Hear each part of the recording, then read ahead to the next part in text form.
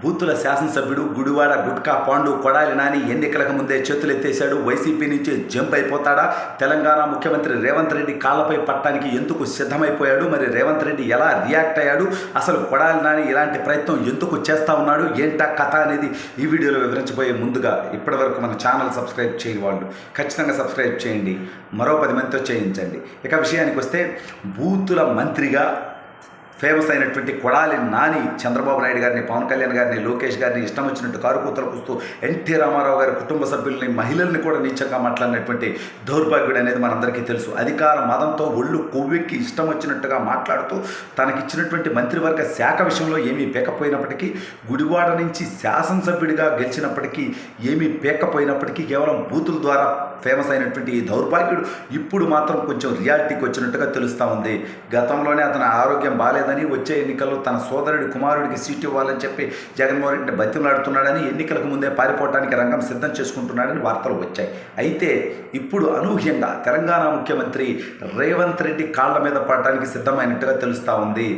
రేవంత్ రెడ్డిని ఆశ్రయించినట్టుగా తెలుస్తూ ఉంది. మరి అవి తెలంగాణలోనూ హైదరాబాద్లో ఉన్నటువంటి ఆస్తుల కోసమా, లేకపోతే ఓడిపోయిన తర్వాత షెల్టర్ కోసమా మనకు తెలియదు. కానీ రేవంత్ రెడ్డిని కలిసేటువంటి ప్రయత్నం చేసినప్పుడు చీ పొమ్మన్నట్టుగా చేతరించుకొని, ఇటువంటి దౌర్భాగ్యుని నేను కలిస్తే అసలు అతను అడిగింది ఏదైనా చేస్తానా లేదా అనే తర్వాత, ఇటువంటి దౌర్భాగ్యుడిని కలిస్తే తెలంగాణ సమాజం నన్ను చేదరించుకుంటుంది. ఎందుకంటే ఇతన్ని 4 సార్లు శాసనసభ్యుడిగా గెలిపించినటువంటి గుడివాడ ప్రజలు ఇవాళ తలదించుకునేటువంటి పరిస్థితి. గుడివాడలో ఇతను మా శాసనసభ్యుడని చెప్పుకోవడానికి సిగ్గుపడేటువంటి పరిస్థితి.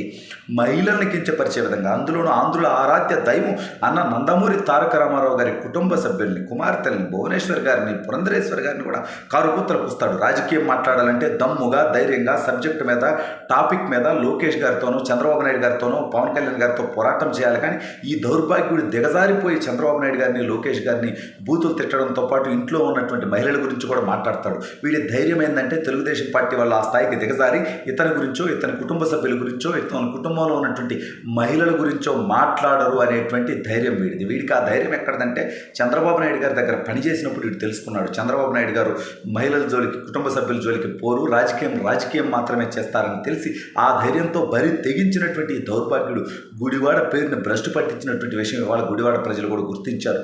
ఇవాళ అందుకే వచ్చే ఎన్నికల్లో గుడివాడ నుంచి తెలుగుదేశం పార్టీ అభ్యర్థిగా పోటీ చేస్తున్నటువంటి వెనిగండ్ల రాము గారిని భారీ మెజార్టీతో గెలిపించడానికి గుడివాడ ప్రజలు ఎన్నికల కోసం వేచి చూస్తూ ఉన్నారు. ఎందుకంటే గుడివాడకి విదేశీ విష సంస్కృతి అయినటువంటి క్యాసినోని తీసుకొచ్చి అమ్మాయిలతో అర్ధనగ్న నృత్యాలు వేపించి గుడివాడ పొరువుని గంగలో కలిపినటువంటి దౌర్భాగ్యుడు. గుడివాడలో ఇతనికి అండగా ఉన్నటువంటి కాపు సామాజిక వర్గానికి సంబంధించినటువంటి నాయకుల వాళ్ళ ఆత్మహత్యలకు ప్రేరేపించి, వాళ్ళకి అప్పులు పాలు చేసి, వాళ్ళని అనేక రకాలుగా ఇబ్బందులు పెట్టినటువంటి ఈ దౌర్భాగ్యుడి మీద ఎట్టకేలకి గుడివాడ ప్రజల్లో కూడా విరక్తి వచ్చేసింది. అందుకే వచ్చే ఎన్నికల్లో కొడాలి నాని ఓడించడానికి ప్రజలు సిద్ధంగా ఉన్నారు. గతంలో 3 సార్లు గెలిచిన 2004, 9, 14 నేను ప్రతిపక్షంలో ఉన్నా ఏమీ చేయలేకపోయి అధికారంలోకి వస్తే ఏదో పీకుతా అనేవాడు. 2019లో అధికారంలోకి వచ్చావు, 4.5 సంవత్సరాలు అయింది. గుడివాడ నియోజకవర్గ అభివృద్ధికి కానీ, అక్కడ ప్రజల సంక్షేమానికి కానీ, అక్కడ రోడ్లు బాగు చేయడానికి కానీ, అక్కడ గుడివాడ నియోజకవర్గాన్ని, గుడివాడ మున్సిపాలిటీని అభివృద్ధి చేయడానికి కానీ నువ్వు 4.5 సంవత్సరాల్లో పీకిందేమన్నా ఉందా అంటే ఏమీ లేదు. నువ్వు ఒక మంత్రిగా ఉండి చంద్రబాబు నాయుడు గారిని, లోకేష్ గారిని తిట్టడం, ఆ విధంగానే నువ్వు నీ పదవిని కాపాడుకోవడం ప్రయత్నం చేస్తే, చివరికి నువ్వు ఎన్ని బండబూతులు తిట్టినా, జగన్మోహన్ రెడ్డికి బానిసత్వం చేసినా, ఊడిగం చేసినా, ఉన్న మంత్రి పదవిని నుంచి నిన్ను పీకేసి పక్కన పెడితే సిగ్గు లేకుండా ప్రతిసారి కులాన్ని అడ్డం పెట్టుకొని చంద్రబాబు నాయుడు గారిని, లోకేష్ గారిని కారుకూతలకు వస్తావు. పవన్ కళ్యాణ్ గారిని ఉద్దేశించి ఆయన పెళ్ళిళ్ళ గురించి మాట్లాడతావు. మీ నాయకుడి యొక్క ముత్తాత, తాత, సోదరి, బాబాయి ఇంతమంది చేసుకున్నటువంటి పెళ్ళిళ్ళ గురించి మేము మాట్లాడమా అంటే, మాట్లాడినా పర్వాలేదు, వాళ్ళందరూ పొరుగు పోయినా పర్వాలేదు అనేటువంటి ఉద్దేశంతో కావాలని నువ్వు ఈ రకమైనటువంటి ప్రయత్నాలు చేస్తావా? జగన్మోహన్ రెడ్డి స్క్రిప్ట్ ఇస్తే చాలు ఊరకొక్కలా వచ్చి మురిగేస్తాడు.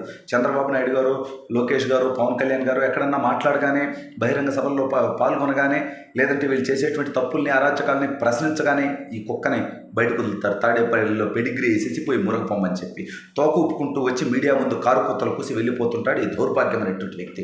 చంద్రబాబు నాయుడు గారిని అది ఇది కారుకూతలు కూసేటువంటి నువ్వు ఇదే చంద్రబాబు నాయుడు గారి చేతుల మీదుగా 2004లో 9లో బీఫామ్ ఎలా తీసుకున్నావురా దౌర్భాగ్యుడా అని అడిగితే సమాధానం చెప్పగలరు? ఇదే చంద్రబాబు నాయుడు గారి ముందు చేతులు కట్టుకొని నిలబడినటువంటి దయనీయమైనటువంటి పరిస్థితి కాదా అనేది గుర్తుపెట్టుకోవాల్సినటువంటి అవసరం లేదా? దౌర్భాగ్యుడా, నీకు ఇవ్వాలా జూనియర్ ఎన్టీఆర్ పేరు వాడుకునేటువంటి ప్రయత్నం చేస్తావు. నీలాంటి దౌర్భాగ్యుడు అతని పక్కన ఉన్నందుకు అతను నిందలు భరించాల్సినటువంటి పరిస్థితి వచ్చింది. దౌర్భాగ్యుడా, నీకేం జూనియర్ ఎన్టీఆర్ మీద ప్రేమ లేదు, కేవలం అతన్ని వాడుకొని అతనికి చెడ్డ పేరు తెచ్చేటువంటి నీచుడు నికృష్టుడిగా నువ్వు తయారయ్యావు. ఈ పరిస్థితుల్లో వచ్చే ఎన్నికల్లో ఓడిపోతానని తెలిసి, ఓడిపోయిన తర్వాత ఇతన్ని ఎవడు వదిలిపెట్టడం తెలిసి ఎరపతినేని సీన్ గారు ఆల్రెడీ చెప్పడం జరిగింది, గురజాల మాజీ శాసనసభ్యుడు. ఇతన్ని ఓడిపోయిన తర్వాత అదేదో సినిమాలో రామిరెడ్డిని కొట్టినట్టుగా బెజవాడ బెంచ్ సర్కిల్లో గుడ్డలు కూడా తీసి కొట్టుకుంటా పోతానని చెప్పి ఆల్రెడీ ఎరపతినేని గారు చెప్పడం జరిగింది. అది రియాలిటీగా జరగబోతుంది రాబోయే రోజులు. అది తెలుసుకున్నటువంటి వీడు రేవంత్ రెడ్డిని ఆశ్రయించేటువంటి ప్రయత్నం చేసి శరణు కోరేటువంటి ప్రయత్నం చేస్తే, ఇటువంటి నీచుని, ఇటువంటి దౌర్భాగ్యుని, ఇటువంటి చరిత్ర ఉన్నటువంటి వ్యక్తిని నేను కలిస్తే కూడా తెలంగాణ ప్రజలు కూడా నన్ను చెడ్డుగా అనుకుంటారు. కాబట్టి ఇటువంటి వ్యక్తులను నేను కలవాల్సినటువంటి అవసరం లేదని చీకొట్టినట్టుగా తెలుస్తూ ఉంది. రాబోయే కొద్ది నెలల్లో గుడివాడ ప్రజలు కూడా కొడాలి నానిని చీకొట్టబోతా ఉన్నారు.